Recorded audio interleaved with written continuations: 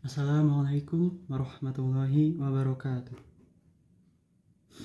Alhamdulillahilladzi nahmaduhu wa nasta'inuhu wa nastaghfiruhu wa na'udzu billahi min syururi anfusina wa min sayyiati a'malina. May yahdihillahu fala mudhillalah wa may yudlil fala hadiyalah.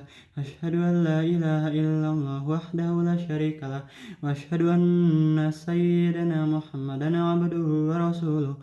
Allahumma sholli ala sayyidina Muhammad wa ala alihi wa sahbihi wa sallam tasliman katsira, amma ba'du. Ibadallah, ittaqullaha haqqa tuqatih wa la tamutunna illa wa antum muslimun. Qala Allahu ta'ala fil Qur'anil Karim. A'udzu billahi minasy syaithanir rajim. Ya ayyuhalladzina amanu taqullaha haqqa tuqatih wa la tamutunna illa wa antum muslimun. Ma'asyiral muslimin, sidang Jumat rahimakumullah. Pada tahun 2015, kerugian negara yang diakibatkan oleh penyalahgunaan narkoba itu sebesar 63,1 triliun dengan pengguna 5,8 juta orang. Sehingga kita dapat menyimpulkan bahwasanya banyak sekali, tidak hanya satu atau dua orang, tapi di sini saya menurut data 40 hingga 50 orang meninggal dunia dengan sia-sia hanya karena penyalahgunaan narkoba. Itu setiap hari.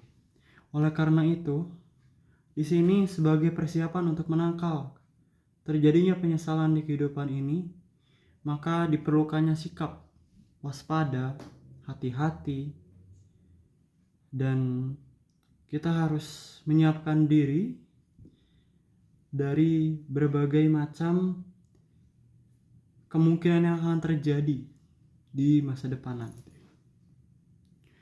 Khususnya untuk anak-anak sendiri, anak-anak remaja yang sedang mengalami pertumbuhan, yang anak-anak remaja yang puber, ini terutama perlu kita waspadai.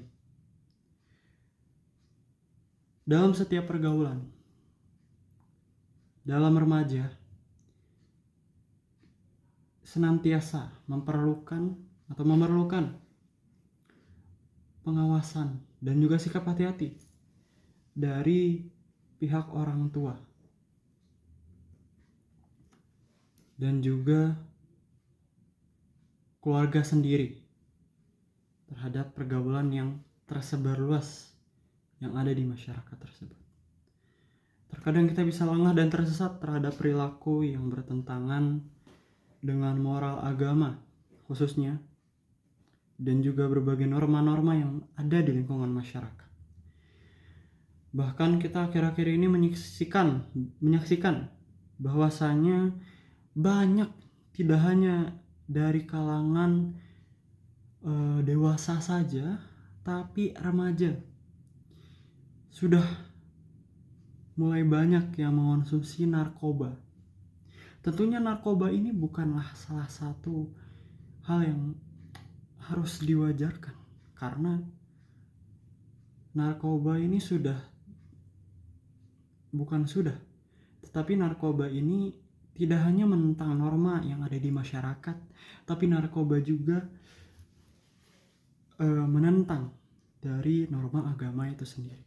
Dalam Islam, narkoba diharamkan karena narkoba memiliki dampak yang negatif, khususnya untuk dari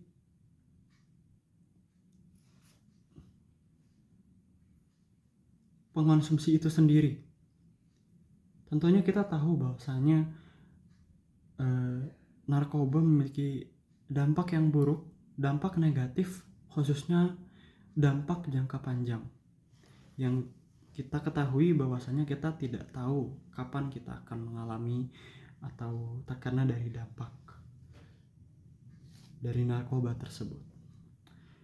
Celakanya gaya hidup ini tidak hanya berkembang di wilayah kota-kota saja, bahkan sudah sampai di pelosok, di desa-desa, kampung-kampung yang normalnya kampung atau wilayah desa ini wilayah cukup terisolasi dari wilayah kota, yang dimana tentunya ada perbedaan, tetapi bahaya narkoba sudah muncul di wilayah kampung dan juga menyebar di wilayah desa. Dengan menyebarnya miras secara bebas, tentunya ini akan menyebabkan kerugian dan juga kerusakan, khususnya untuk akhlak dari generasi muda bangsa ini. Minuman haram ini telah menjadi bukti bahwasanya biang kemaksiatan dan banyak menyebarkan kekejaman, kebrutalan, dan juga kemesuman. Nahas, khususnya untuk anak-anak muda. Lagi-lagi kita membahas tentang anak-anak muda, karena tentunya anak muda adalah generasi penerus dari bangsa itu sendiri, dan juga generasi penerus untuk agama kita sendiri. Perkenalan seseorang kepada kebiasaan buruk mengonsumsi narkotika dan juga minuman keras itu biasanya mulai dari ajakan teman, mulai dari gengsi, ya sok modern gitulah, atau karena hanyut dalam pergaulan bebas. Dan inilah pentingnya faktor pengawasan dari orang tua sendiri, bahwasanya kita harus baik-baik, harus dengan teliti mengawasi perkembangan dari anak itu sendiri. Di samping itu ada juga sebagian remaja yang ikut-ikutan melakukan hal ini hanya untuk mendapatkan citra idola. Intinya lebih ke arah kayak pengen gaul, padahal kita tahu bahwasanya gak perlu begitu juga untuk mendapatkan validasi.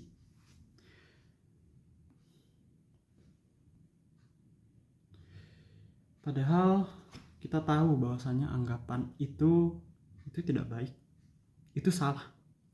Bahkan Rasulullah dalam hadisnya, Rasulullah bersabda, "Mina kana yu'minu billahi wal yawmil akhir fala yajlisu ala ma idati yushrabu alaiha khamr." Rawahul Tabarani. Barang siapa yang beriman kepada Allah dan hari akhir, tentunya ia tidak akan duduk di suatu tempat yang minuman keras diminum di atasnya. Masyarul muslimin yang dimuliakan oleh Allah, banyak dalih yang dicari-cari oleh para peminum, baik yang tergolong berat maupun kategori pemula.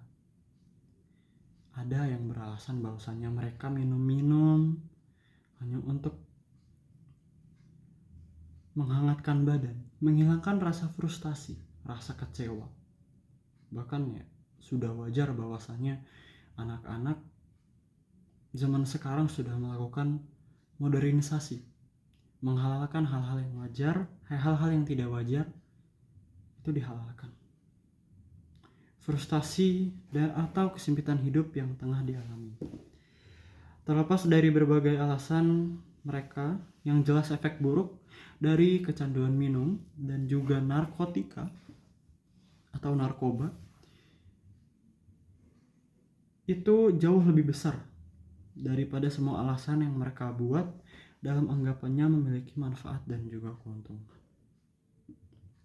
Bahkan Allah Subhanahu wa taala berfirman dalam Al-Qur'an yang berbunyi, "A'udzubillahi minasyaitonir rajim. Bismillahirrahmanirrahim. يسألونك عن الخمر والميسر قل فيهما إثم كبير ومنافع للناس وإثمهما أكبر من نفعهما ويسألونك ماذا ينفقون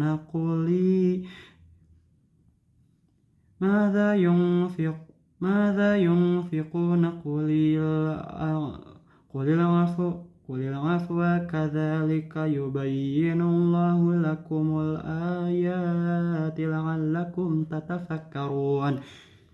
Yang artinya, mereka bertanya kepadamu tentang khamr dan juga judi. Katakanlah pada keduanya bahwasanya terdapat dosa yang lebih besar dan beberapa manfaat bagi manusia, tetapi dosa keduanya lebih besar daripada manfaatnya. Dan mereka bertanya kepadamu apa yang telah mereka nafkahkan. Katakanlah yang lebih dari keperluan, demikianlah Allah menerangkan ayat-ayatnya kepadamu supaya kamu berpikir. Quran Surah Al-Baqarah ayat ke-219. Berdasarkan ayat di atas, dapat kiranya kita menjelaskan bahwasanya meminum minuman keras merupakan sesuatu yang dilarang oleh agama dan mengandung dosa yang besar. Khamr dan juga narkotika memiliki manfaat yang lebih sedikit dibandingkan hal yang merugikannya. Dosanya sedikit tapi manfaatnya lebih besar. Masyaallah muslimin rahimakumullah, minum minuman keras untuk sekejap tampak dapat menimbulkan rasa riang dan akan memunculkan khayalan yang membumbung tinggi. Tetapi proses itu akan segera diikuti dengan munculnya rasa bosan, sedih, putus asa.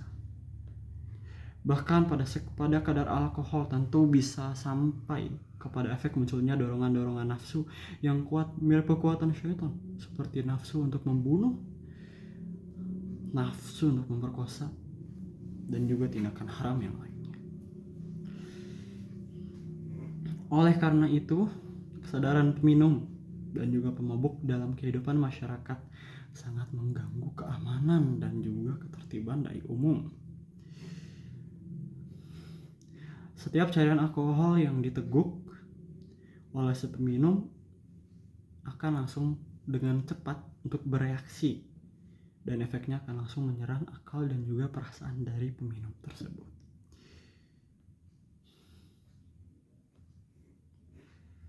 Alkohol dapat menerobos ke jaringan otak dan juga pusat-pusat saraf yang dapat mengganggu bekerjanya fungsi-fungsi dari tubuh. Sedangkan dari segi kejiwaan, menurut para ahli jiwa, orang yang mabuk pada prinsipnya sama dengan orang yang terkena gangguan jiwa. Pada saat mabuk, jiwanya labil, mudah tersinggung, dan pikirannya kacau, kemana-mana, mikirnya ke sana dan juga ke sini. Hal itu dapat dilihat dari bagaimana sikap yang muncul setelah peminum meminum dari produk atau barang tersebut. Masyaallah muslimin rahimakumullah. Cukup sekian mungkin yang bisa saya sampaikan pada sidang Jumat kali ini. Kita tahu bahwasannya narkotika dan juga minuman keras sangat berdampak buruk untuk lingkungan, untuk diri sendiri, untuk keluarga, dan untuk masa depan kita sendiri. Oleh karena itu, kita harus menyiapkan segala dan juga berbagai macam hal.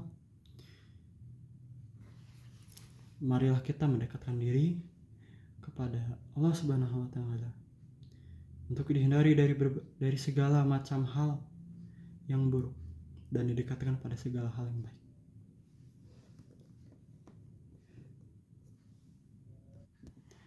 Barakallahu li wa lakum fil Qur'anil azim wa nafa'ni wa iyyakum bima fihi minal ayati wa dzikril hakim.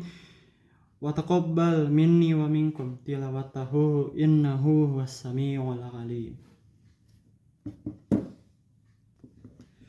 Alhamdulillahi hamdan katsiran kama amar.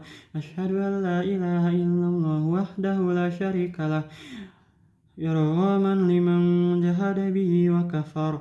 Wa asyhadu anna sayyidana Muhammadan abduhu wa rasuluh sayyidul khalaqi wal bashar. Sallallahu ala sayyidina Muhammadin wa ala alihi wa ashabihi ajma'in wa sallama tasliman katsira.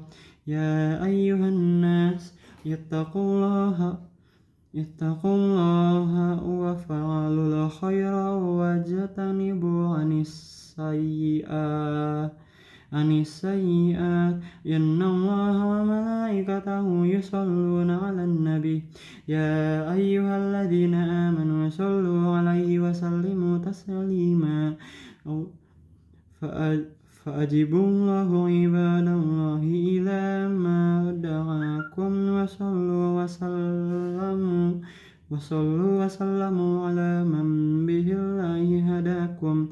Allahumma salli wa sallim wa barik ala sayyidina Muhammad wa ala alihi wa sahbihi ajma'in wa ala tabi'ina wa tabi'ina tabi'in wa radu anna ma'ahum birahmatika ya arhamar rahimin.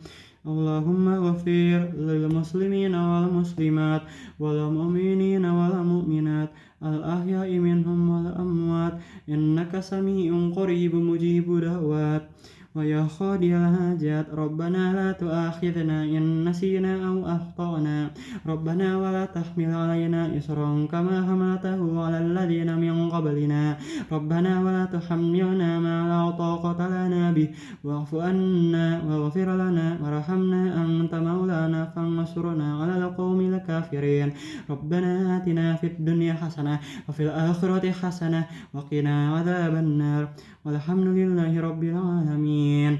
Ibadallah, innallaha ya'muruna bil adli wal ihsani wa ita'i dzil qurba wa yanha 'anil fahsya'i wal munkar wal baghi ya'idzukum la'allakum tadhakkarun. Wa la dzikrullahi akbar. Oke, masalah.